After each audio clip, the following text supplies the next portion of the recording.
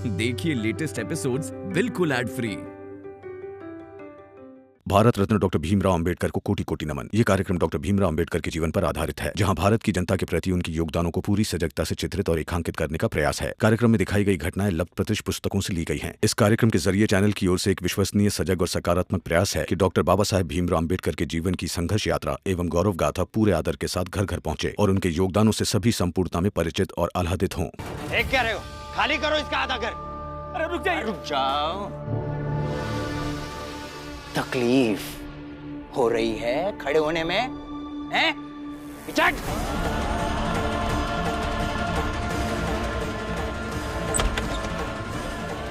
भीमराव, भीमराव कुछ तो करो। नंदू का घर खाली होने से बचा लो भीमराव। क्या कर सकते हैं काका? इन लोगों के पास कानूनी हक है घर खाली कराने का। हाँ, भले इन लोगों का तरीका गलत है, पर हम इन्हें रोक भी तो नहीं सकते हैं ना। सही कह रही हो रमा। और अगर आज हम इन्हें रोक भी लेंगे तो कल जाकर पुलिस आ जाएगी और यही सब करेगी, घर खाली करवाएगी।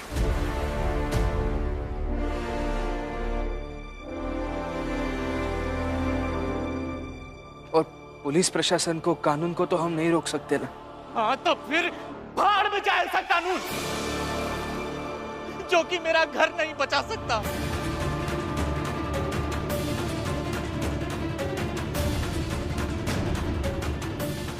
मेरे भाई मालो जी का कुछ पता नहीं है, पता नहीं कैसे इन लोगों ने उससे लिखवा लिया और अब जबरदस्ती मेरा घर खाली करवा रहे हैं। और अगर कानून इन सब चीजों को नहीं समझ सकता है तो 2 कौड़ी का है ऐसा कानून मेरे लिए। काका, कानून के बारे में ऐसा मत कहिए। कानून एक तरीके से काम करता है, उसे भावनाओं से कोई लेना देना नहीं होता है। तो मैं नहीं मानता ऐसे कानून को भीमराव। सबसे अच्छा तो यही है कि मैं मेघनाथ जी के चरणों में जाकर के गिर जाऊं और उनसे अपना घर मांग लूं। नंदू काका, ये आप क्या बोल रहे हैं? मैं बिल्कुल सही कह रहा हूं। अब तो मैं उन्हीं के पास जाऊंगा और उनसे गिड़गिड़ा करके अपना घर मांग लूंगा। मैं जा रहा हूं। भीमराव, क्यों रोक रहे हो? उसकी बुद्धि बिल्कुल सही काम कर रही है। वो तुम्हारी तरह बेवकूफ नहीं है, इसीलिए वो सही जगह जा रहा है।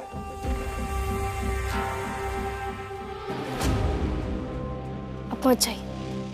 जब हमारे लोगों ने ठान ही लिया है कोई भी परेशानी तो किसी उच्च जात के चौखट पर जाकर ही माथा टेकना। तो हम क्या कर सकते हैं? अब एक लोगों को तो नहीं रोक सकते ना। महिपाल, तुमने कभी बताया नहीं कि तुम्हारे कॉलेज में पढ़ने वाले भीमराव से ज्यादा समझदार ये गवार रमाबाई है।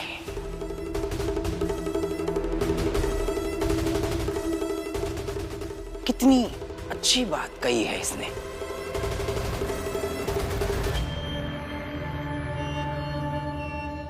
ये भीमराव, क्यों अपनी पढ़ाई और अपने कॉलेज की बेइज्जती करा रहे हो? नंदू गया है अपने आप को निर्मित करने और तुम खड़े होकर देखते रहो विनाश। मालिक, मालिक, मालिक, मालिक, मालिक, मालिक।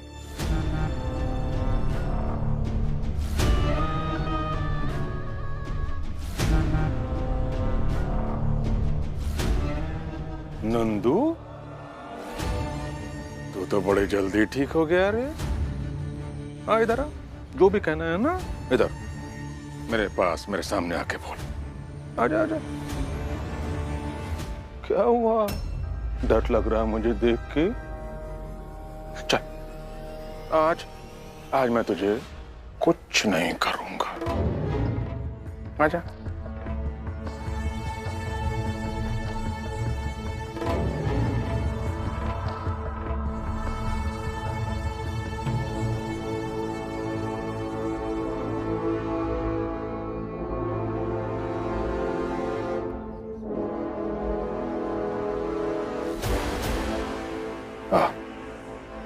हाँ, और आगे। बस अब बोल। अरे ऐसी कौन सी आफत आ गई जो ऐसे मालिक मालिक चिल्लाता हुआ भागा चला रहा है? माफ कर दीजिए मुझे मालिक, मेरा घर बचा लीजिए मालिक। मैं जानता हूं अब भीमराव से अपनी दुश्मनी निकाल रहे हैं, लेकिन इसकी सजा आप मुझे क्यों दे रहे हैं मालिक? मुझे माफ कर दीजिए मालिक, मेरा घर बचा लीजिए मालिक। वो घर ही मेरा सहारा है मालिक, उसके अलावा और कुछ नहीं है मेरे पास। है ना तेरे पास वो भीमराव का घर? माफ कर दीजिए मालिक, माफ कर दीजिए।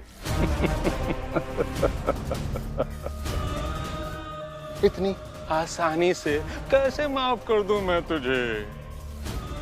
इतिहास गवाह है, आज तक कभी भी किसी ने भी किसी को ऐसे थोड़ी माफ कर दिया है जो मैं तुझे माफ कर दूं। अब जो बोलेंगे करूंगा मालिक, बस माफ कर दीजिए और मेरा घर दे दीजिए मालिक। सोच ले, जो मैं कहूंगा वो करेगा तू? हाँ मालिक, मैं अब जो बोलेंगे मैं करूंगा मालिक। अरे सुनो रे, काम बाद में करना। तुम सब भी इधर आओ। आओ जल्दी आओ, एक बहुत जरूरी बात बतानी है। आओ। तुम सब ने कभी भी किसी अजायब घर में किसी अजीबोगरीब जानवर को देखा है क्या, खेल दिखाते हुए? नहीं देखा। चलो, आज मैं तुम सबको एक अजीबोगरीब जानवर का खेल मुफ्त में दिखाऊंगा। चल नंदू, देख, अगर तू कुछ भी करके इनको हंसा पाया ना, तो मैं तुझे माफ कर दूंगा। चल, देखा, मैं भी तो देखूं कैसे हंसाता है तू इन सबको।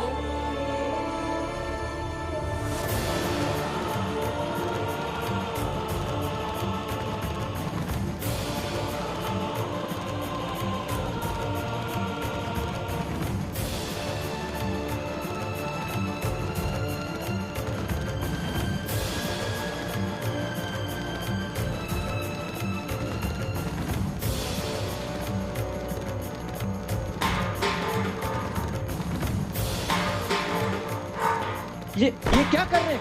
ये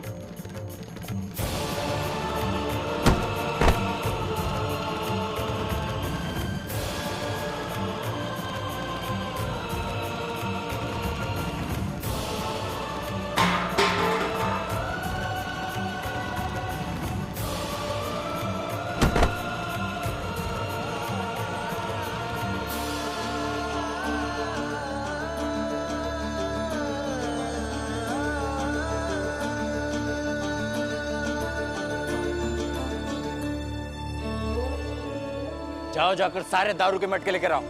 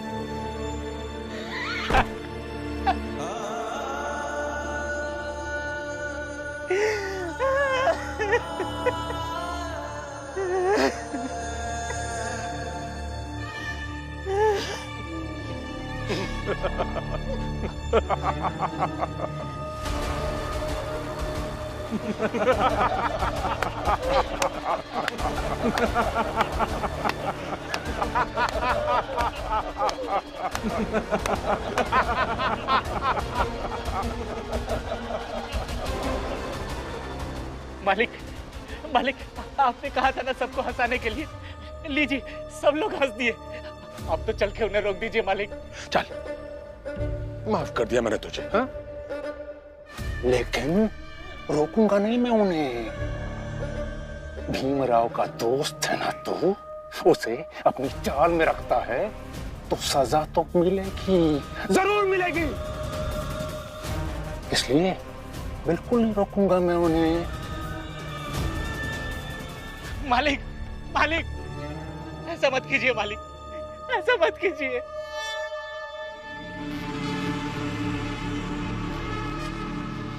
मालिक, आपने कहा था ना कि अगर मैंने सबको हंसा दिया तो आप मुझे माफ कर देंगे, मेरा घर दिला देंगे। उसके बदले ये रख ले।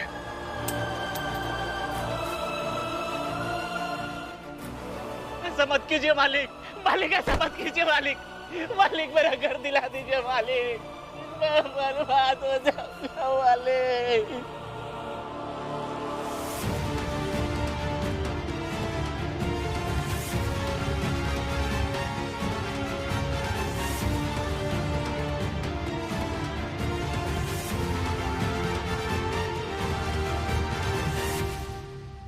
जाओ, जाकर नंदू के घर में रख दो।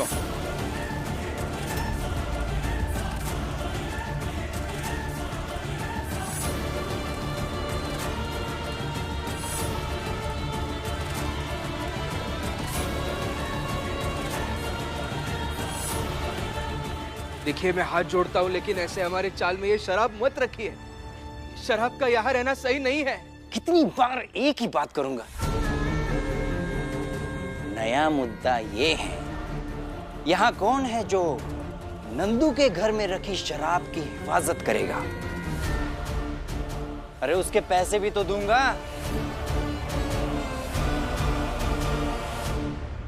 अब हम हिफाजत करेंगे, हमें दे दीजिए नौकरी। हाँ हाँ, ये नौकरी ना हमका दे दो। जीजा भाई, तुम तो अपनी दुकान खोलने वाली थी ना, मगर तुम्हारे पति ने तुम्हारा साथ नहीं दिया। अगर तुम चाहो तो यहीं दुकान खोलकर अपना सपना पूरा कर सकती हो।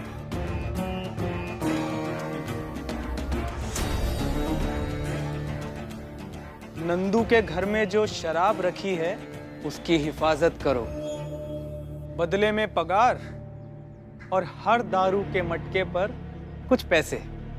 बोलो, मंजूर है?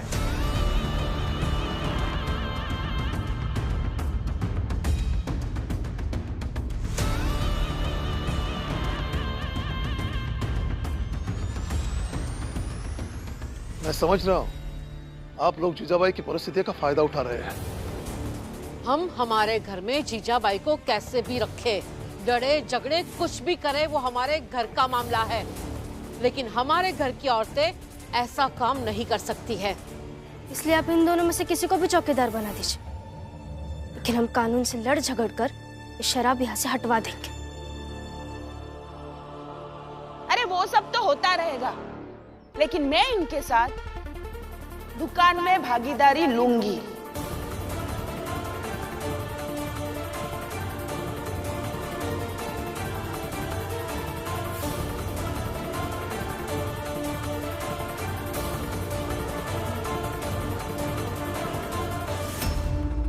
और क्यों ना करूं मैं इनका काम? आप जिस परिवार और आपसी संबंधों की बात कर रहे हैं ना, उस परिवार का असली चेहरा यही है कि इस परिवार में सिर्फ भीम अकेला ही है, बाकी सब लोग ये ऐसे हैं। और ऐसे झूठे परिवार का ख्याल नहीं है मुझे।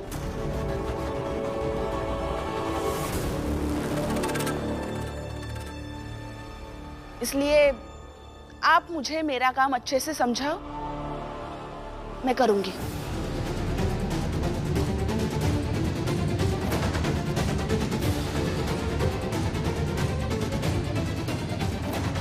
मगर पति तो हूं ना तुम्हारा, ये तो झूठ नहीं है ना? अरे आपको फिर से याद दिलाना पड़ेगा। याद कीजिए, अभी थोड़ी देर पहले आप क्या कहकर अंदर गए थे? जिसे जो बनना होता है बनता रहता है। बस ये जीजाबाई एक दुकान की मालकिन नहीं बन सकती। जैसी दुकान खोलनी है खोल लो, लेकिन मेरे सामने ऐसी बात मत किया करो। आ गया ना यार? तो अभी मुझे जैसा करना है मैं वैसा ही करूंगी।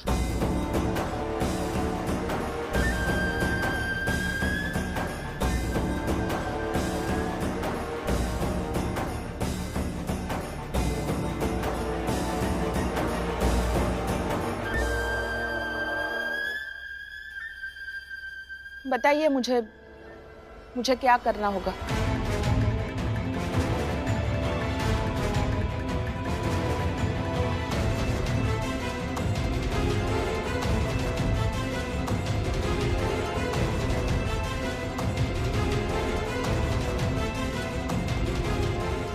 और जिसे जाना है जा सकते हो, क्योंकि चौल के दारू की हिफाजत का जिम्मा हम जीजाबाई को दे रहे हैं और साथ में उन्हें पैसे भी मिलेंगे।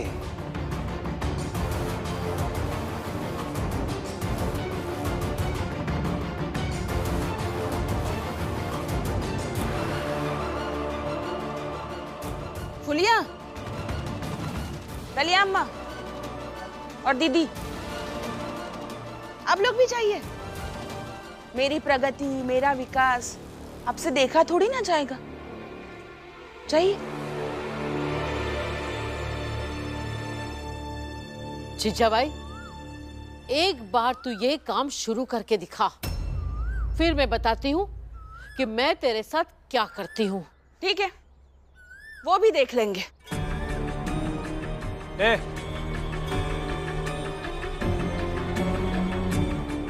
जीजाबाई, इसे रखो और हिफाजत करो। अभी कुल 50 दारू के मटके हैं, कम नहीं होने चाहिए।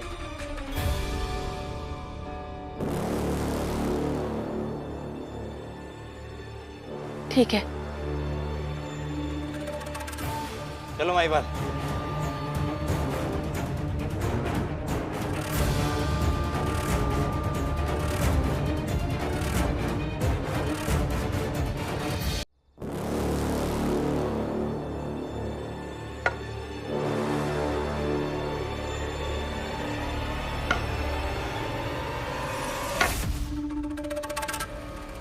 अब जिसे जो करना है कर ले।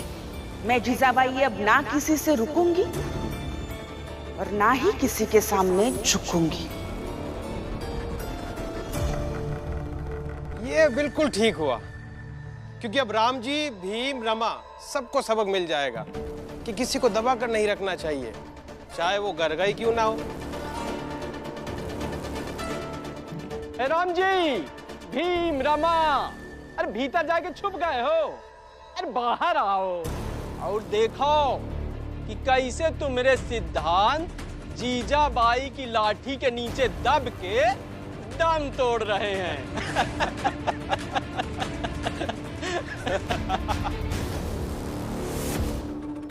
मुझे लगता है कि आया भी गुस्से में है, इसलिए वो ये सब कर रही है। जब उनका गुस्सा शांत हो जाएगा वो भी ठीक हो जाएंगे।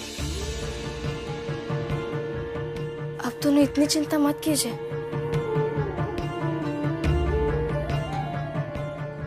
बाबा,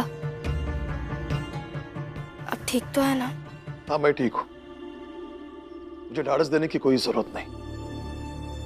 और अपने पति से कहो कि शराब वाली लड़ाई में अगर मेरी पत्नी सामने आई तो एक बार भी मत सोचना कि वो मेरी कौन लगती है और उसकी कौन लगती है।